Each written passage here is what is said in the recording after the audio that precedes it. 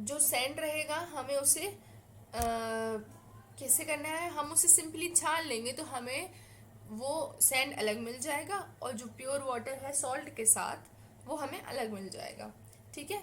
Then water with salt is dissolve. Water, अब salt है उस वाटर में, हमने सैंड अलग कर लिया डिकेंटेशन से, आयरन पाउडर अलग कर लिया with the use of magnet. अब हमें हमारे पास है सॉल्ट विथ वाटर, तो हम उससे कैसे अलग करेंगे, with the use of distillation. Okay.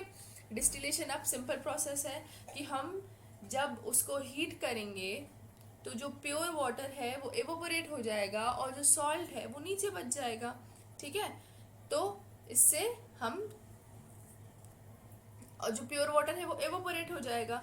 तो डिस्टिलेशन से क्या करेंगे, हम किसी कूलिंग सरफेस से उस वेपर्स को मिलाएंगे, तो जिससे क्या होगा, वो वेपर्स लिक्विड में कन्वर्ट हो जाएगा।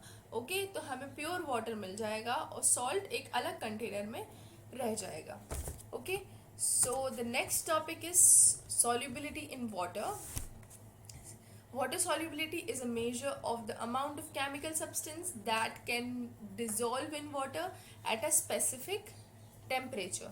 We have learned about the solubility in the class 4th, sorry, lesson 4.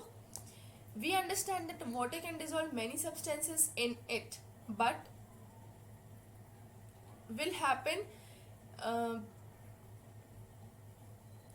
but what will happen if we have a fixed quantity of water and we go on adding more quantity amount of substance in it? Let's do that activity. Okay. तो आप एक water solubility is like, आप एक particular amount of water में एक particular amount of solid या solvent dissolve कर सकते हैं। ओके। एक स्पेसिफिक अमाउंट ऑफ वाटर रहेगा तो ही वो चीज़ उसमें डिजॉल्व हो पाएगी। ठीक है, नहीं तो वो सॉलिड ही रह जाएगी। ठीक है। अगर आप एक ग्लास वाटर लेते हैं और एक ग्लास सॉल्ट लेते हैं तो that can not be dissolve in the water. Okay. Because आपको इक्वल प्रपोर्शन ऑफ वाटर और equal proportion of liquid and solid लेना पड़ेगा अगर आपको वाटर में उसकी सॉल्युबिलिटी चाहिए तो। ओके। सो एक ग्लास ऑफ वाटर में 1 table spoon of salt can be dissolved or it can be soluble in water, but more than that it cannot be soluble in water. Next is saturated solution. When a fixed quantity of water cannot dissolve any more substance in it, when a water cannot dissolve any more substance in it, it called saturated solution. More salt can be dissolved by either adding more water in it or by heating the saturated solution. Okay. Now I'll explain through activity. Add a spoonful of salt to this solution. Heat it over a gas burner. What do you find? You can see that a salt at the bottom get dissolved. Okay. So saturated solution बनाने के लिए when a fixed quantity of water cannot be dissolved any more substance in it, हम क्या करेंगे?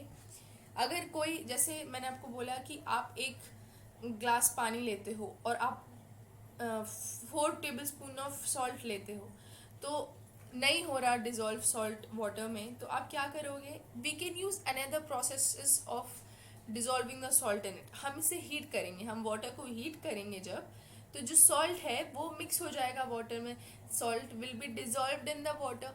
तब हम और salt मतलब हम 4 टेबल स्पून से भी ज़्यादा सॉल्ट हम उससे डाल सकते हैं, पर हमें उसकी एक्सटर्नल प्रोसेस अपनानी पड़ेगी उस सॉलिड को वाटर में डिजॉल्व करने के लिए। ओके।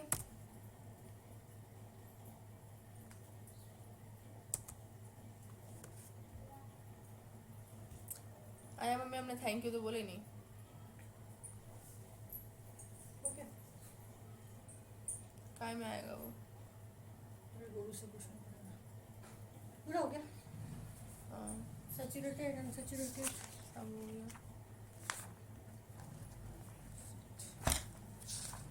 देखेंगे ना, कल किसी दिन जाकर दिखाऊंगा। वास्तव में क्या है?